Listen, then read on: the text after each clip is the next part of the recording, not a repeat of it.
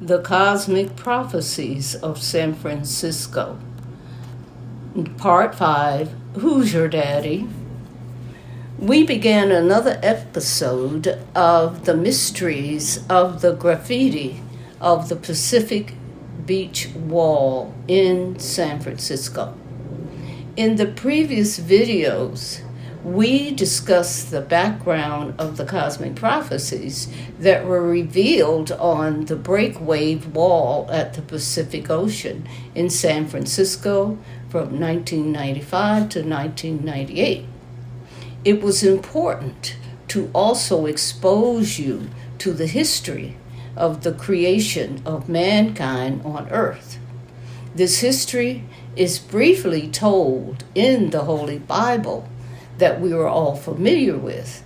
However, that story only tells a small part of the true story, and that biblical account is cloaked in mystery and deception by the powers ruling over planet Earth during the age of Pisces. That power is the Roman Church. The targeted audience for the cosmic prophecies is the ancient people written about in the holy books, especially the Old Testament of the Bible. They are the ancient Hebrews whom, after the Babylonian captivity, they were scattered around this planet. It was recorded from old publications about the sinking of the advanced civilization of Atlantis that many survivors actually made their way to the mainland of North America, specifically in what is now known as the states of North and South Carolina, Georgia, and Alabama. The ancient Egyptian scribe, known as Tahuti or Thoth, recorded that he led a crew of survivors to the ancient land of Kemet. Many descendants of the ancient Hebrews were survivors from the Great Flood in Mesoamerica. We have evidence of their existence in the Yucatan, the ancient ones, as they are called, the Olmecs. This slide has a hidden image, okay? Can you find the space traveler under this space probe? Okay, over the months beginning in February 1995 until we moved from San Francisco in May 1998, these images were changed, expanded, enhanced, and drawn over to unfold layers and layers of this ongoing saga of cosmic origins and earth change. Is the image hidden under the space probe related to our beginnings? Look carefully. There is a human face beneath the space probe. An apparent extraterrestrial in space suit and helmet, close up of the space traveler, apparently connected with Mars, who traveled to Earth, colonized and civilized the created beings. They also came to harvest precious metals. The space travelers created worker beings to do the mining of precious metals. They were Anunnaki, or were they Syrians? Stories about these space beings can be found in ancient Sumerian texts. Both Malachi York and Zechariah Sitchin and other authors have written about these space travelers. The space travelers built bases on both Mars and the Moon, but they were apparently from the Anunnaki from Nibiru. We know that the Moon is now colonized by some alien beings. Who are they? There is a striking resemblance to the giant Olmec heads found in Mexico, which also adorned similar space helmets. The image of the beings have pronounced, unmistakable African and Aboriginal American features. The Olmecs were the progenitors of the Mayan civilization and the builders of the North American Mississippi culture of mound builders. The evidence of the Olmec civilization is verified by the colossal heads that were rediscovered around 1871. After more than 500 years of misuse, abuse, fraudulent identification, identity theft, indoctrination, and terrorism by the European invading forces, most of these ancient people forgot who they were. They adopted the behavior of the colonizers. They worshipped the materials that the colonizing thieves introduced to them, chasing after cash and pumping up their egos based on their material gains. Sleepyhead closed up. The sleeping giants, Aborigines in America, who know not their true origins, their nationality, or their true status as the Aboriginal indigenous people of this entire earth, including North and South America.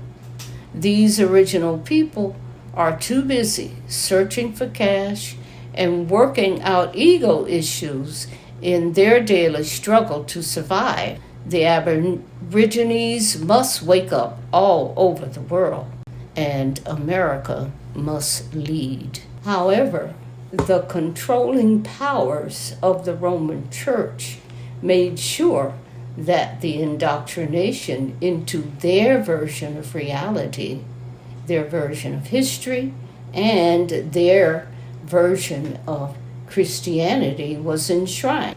During the days of what was called slavery, which was the occupation of American Indian lands and the capture of the indigenous people into POW camps, that is, prisoner of war camps.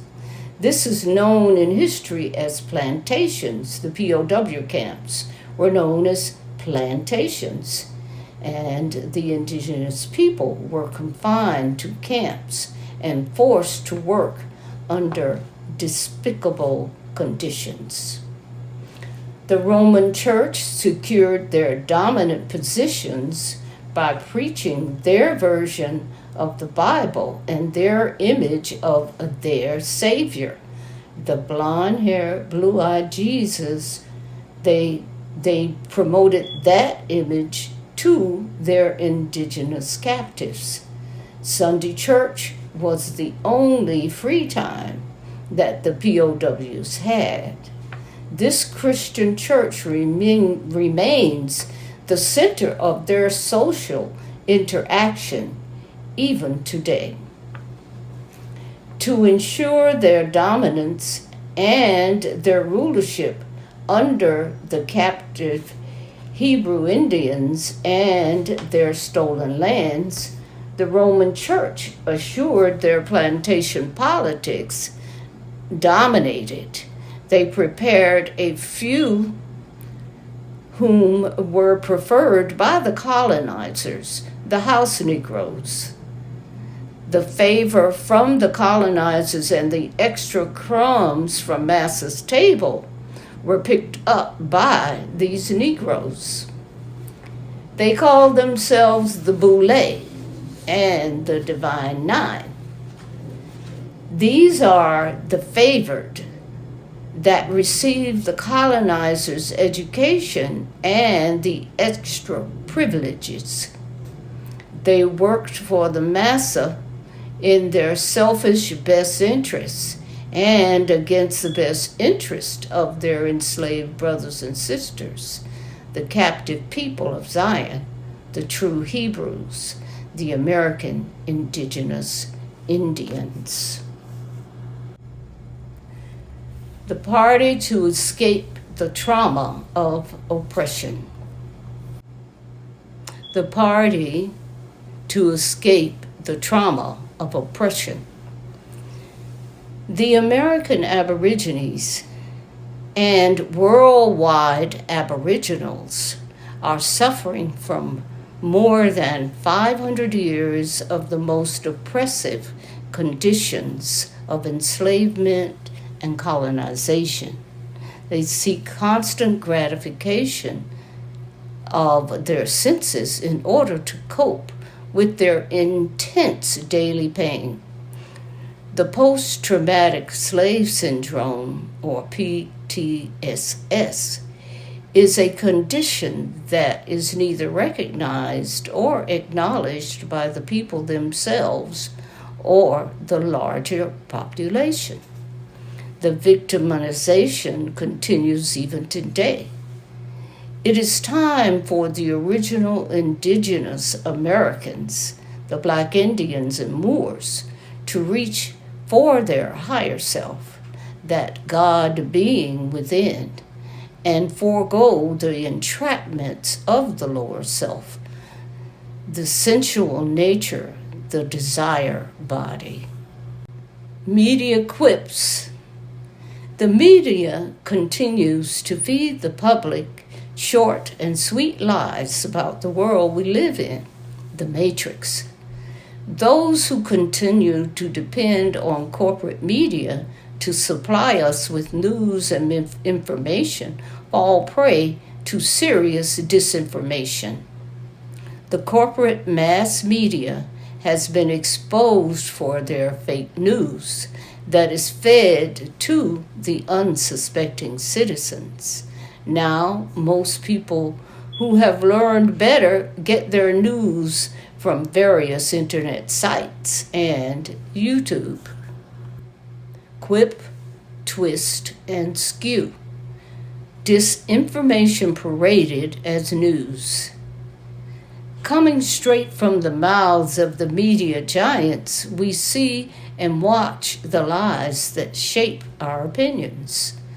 The power of the corporate media is now controlled by the corporate evil ones, the evil cartel, the Illuminati, the banking families, the British Crown headed by the Church of Rome, the Jesuits. There is no freedom of the press. Journalists can only say what they have been told to say by this evil triangle. Kazan Twister, media moguls of Kazakhstan heritage. Many of these evil ones who control the media are descendants of the Kazans of Central Asia, the Caucasus Mountains, who relocated to various European countries and began the banking, insurance, and media dynasties. The second letter, encircled A, is a symbol of an extraterrestrial race called the Ashtar Command. This same symbol has been used by anarchists and the Avengers, the Hollywood superheroes. There are extraterrestrials, the tall whites, who have worked with the Illuminati since the days of Hitler and share advanced technology. This symbol has also been used in several NASA space missions. Is this a race of aliens associated with or related to the Kazans and or the Archons? Close-up of the Kazan Twister. There can be no lies if the people are awake and aware. Rosy and flowery words fool most of the people most of the time. The Kazan Twister can only survive in the land of the blind, the people who do not see what is clearly in plain sight. Their eyes are blind to truth.